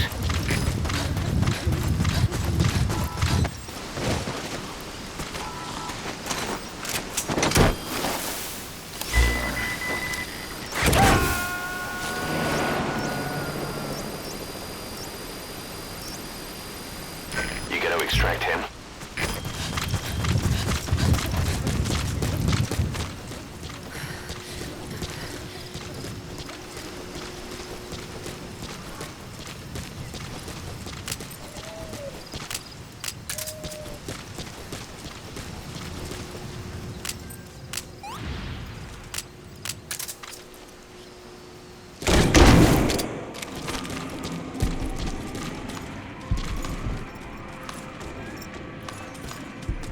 Get him!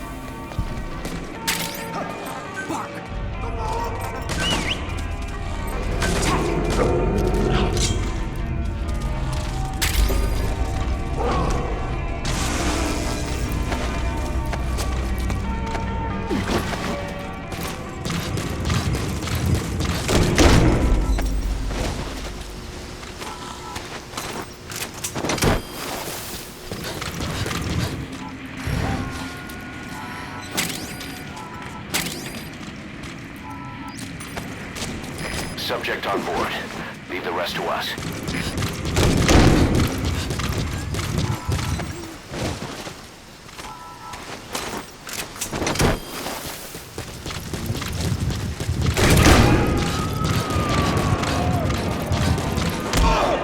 Hands up. He's coming too. Roger that. Don't risk it.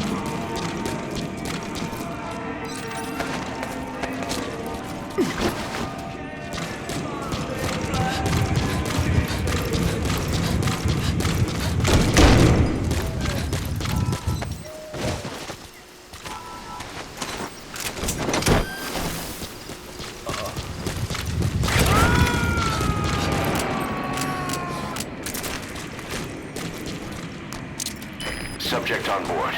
Leave the rest to us.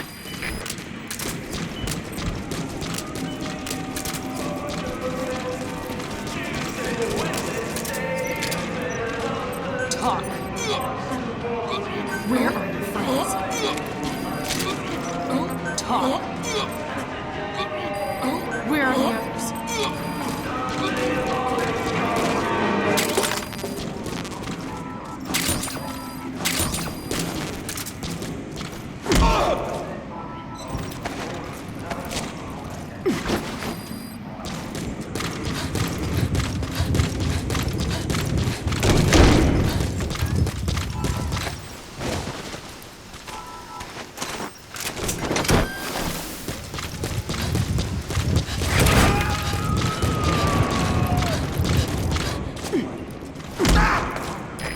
Extract him.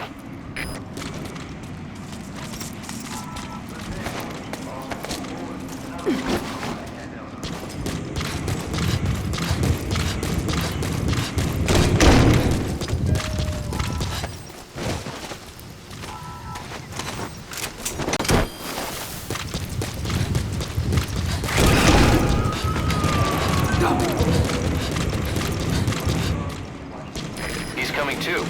Roger that.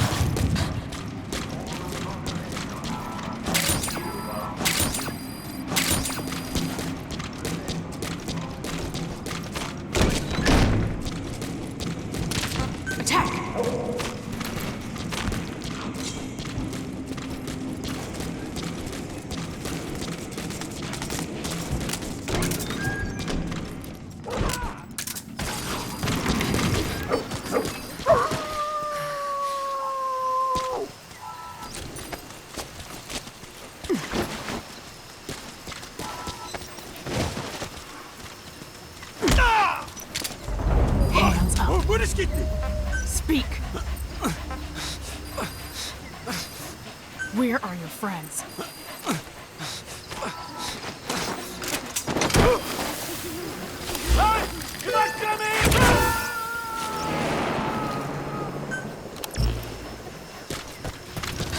You gotta extract him.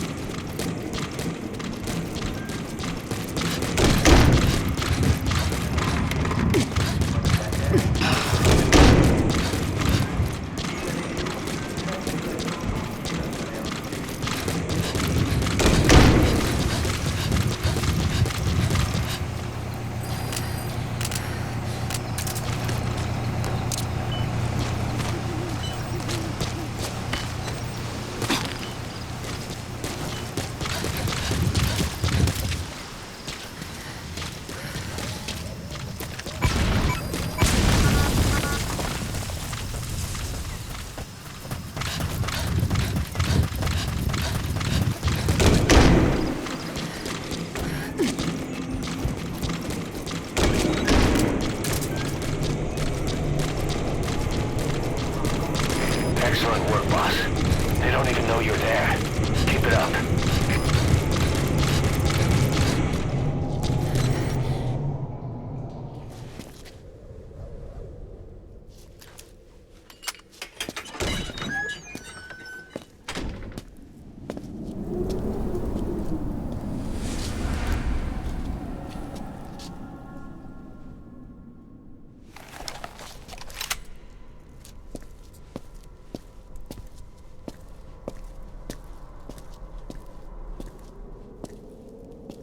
I've been waiting, Tilly. Or should I say, Bedahokhale.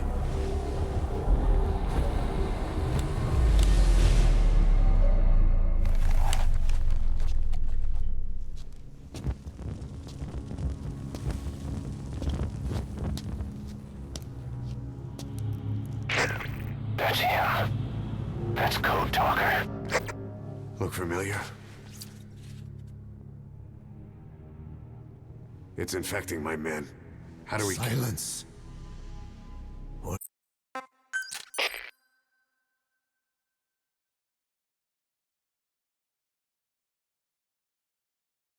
You've secured the target, but he's too old to risk a full extraction. Put Code Talker in the chopper and return to base. He claims they are the dream of every ruler since the dawn of time. Teach them your enemy's words, then unleash them on his lands, destroying only those who speak his tongue. He calls them his ethnic cleansers. Ethnic cleansers? That's what Skullface is after. Then, Inzuya Badiabulo was... Boss, he's gonna wipe every language besides English off the face of the earth. Ironic, isn't it? They gave us language, and now they take it away. It is thanks to them that man first learned to speak. But now, the hands of their clock turn back. They've been warped by the hands of man.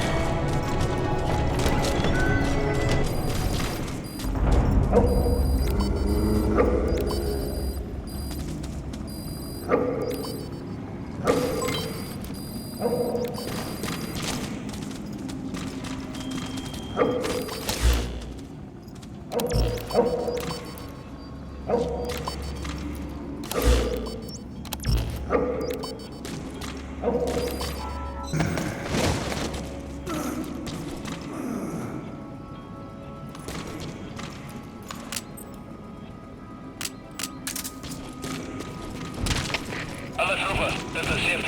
Ons is in noodgeval. Die voorspan is uitgehaald deur 'n vreemde indringer. Alle eenhede, maak in die gebied af. Moenie dat hy ontsnap nie. Uit. They know you took out the skulls. No sense rushing things now. Wait and see what their next move is.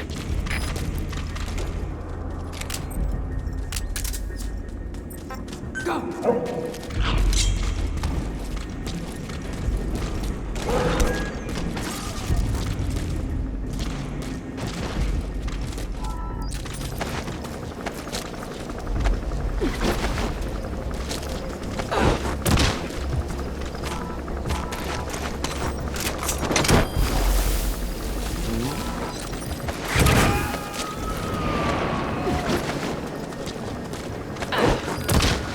He's coming too. Roger that.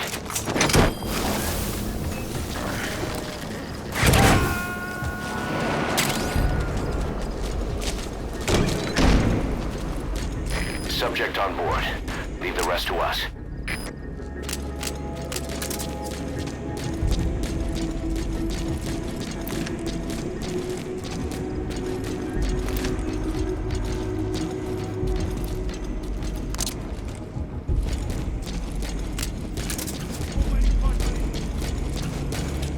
Bark!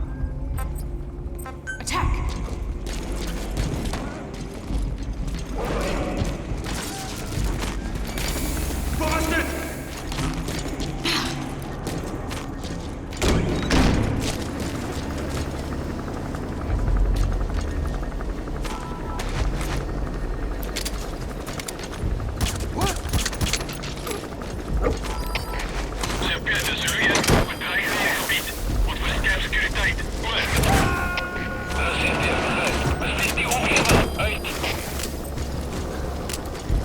He's coming too. Roger that.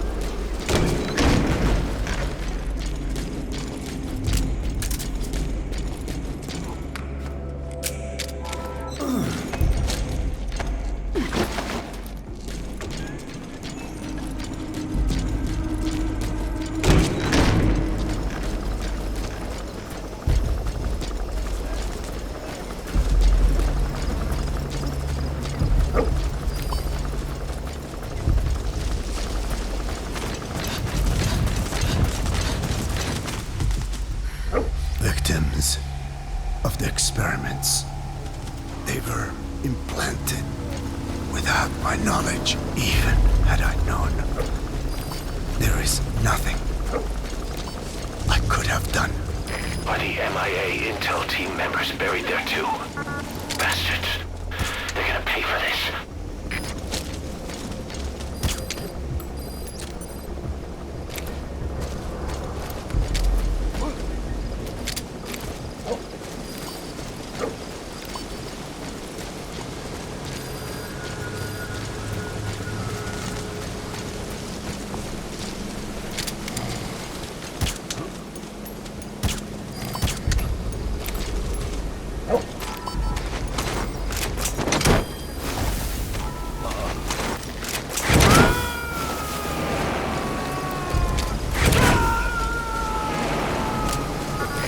Extract him.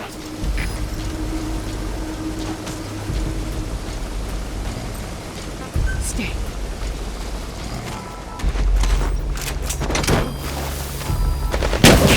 Boss, protect the target. If he dies, Mother Base dies with him.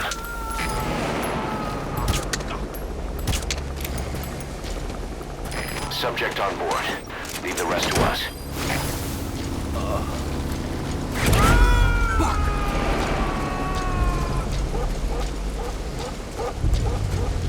You gotta extract him.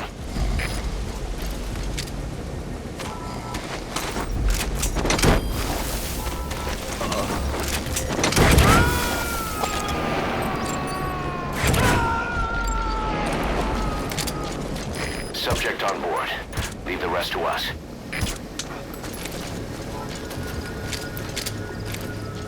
Get him. Buddy.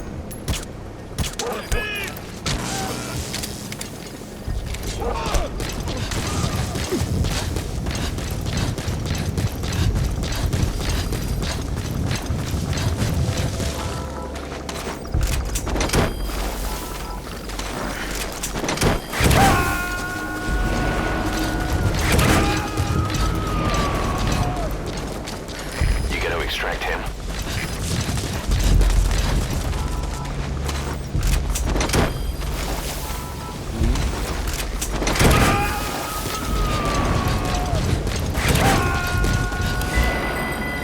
Subject on board. Leave the rest to us.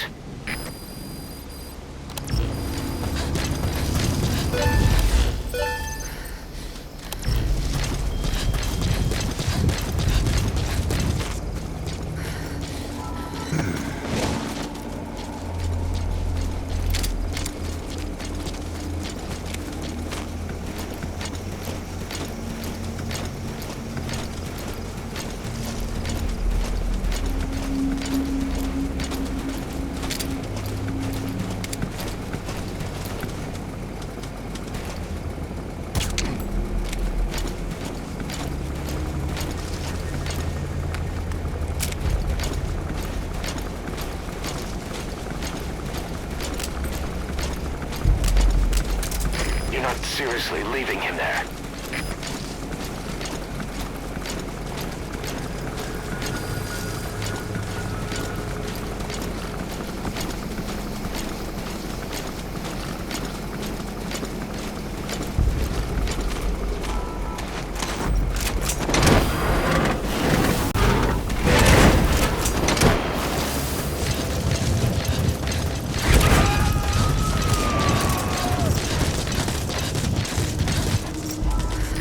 Coming too. Roger that.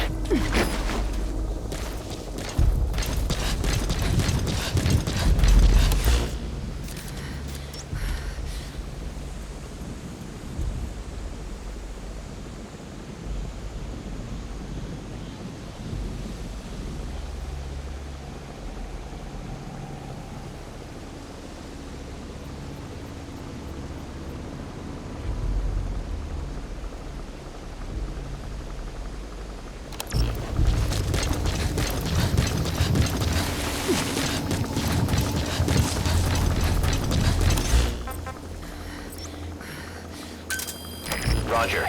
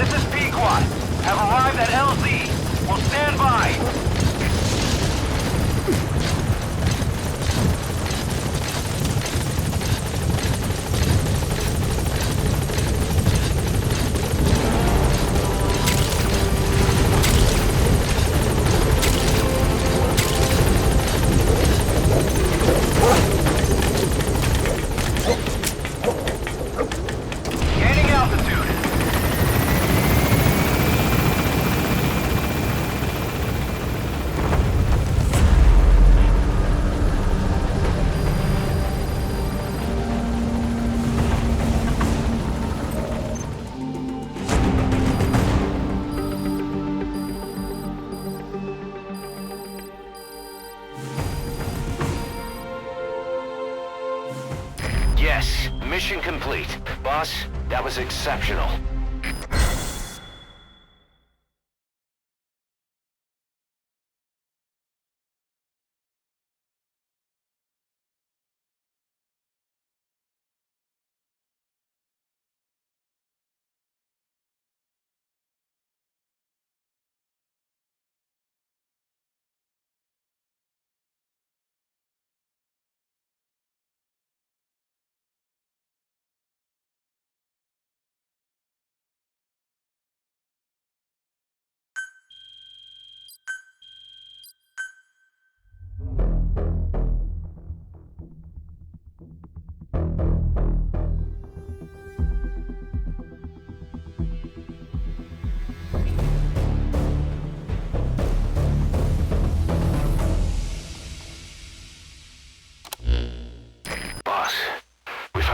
Of the two missing Intel team members in Lufwa Valley.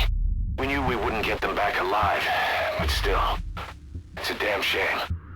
Don't let their sacrifice go to waste, boss. We need to stop the epidemic at Mother Base. That old man, Code Talker, he's the only hope we've got.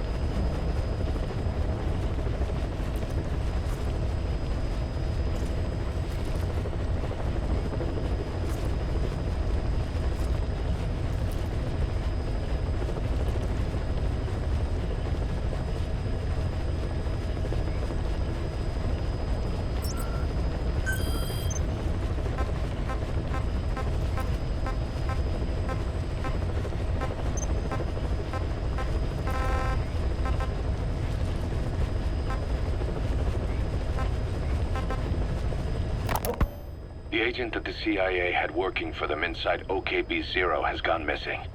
We've been given the job at finding and extracting him. The target learned of XOF's plans to use vocal cord parasites and had hidden himself with the CIA's Mujahideen allies. But following Skullface's death, the Soviets retook OKB-0 and all contact with the target was lost. He may have tried to go back to OKB-0, but even Langley isn't sure what's going on. After all, they've never even learned of Skullface's plan. That's probably what they want to get out of the man once he's extracted. But we can't allow Langley to learn of the existence of the vocal cord parasites. That's why I want you to bring the target out, boss. Once we have him, we can report him dead and keep him on base. All contact with Langley is being conducted through a cutout. Our reputation should remain intact. As for the reward, it's already in the hands of the cutout. All you have to do is get the job done. Just like always.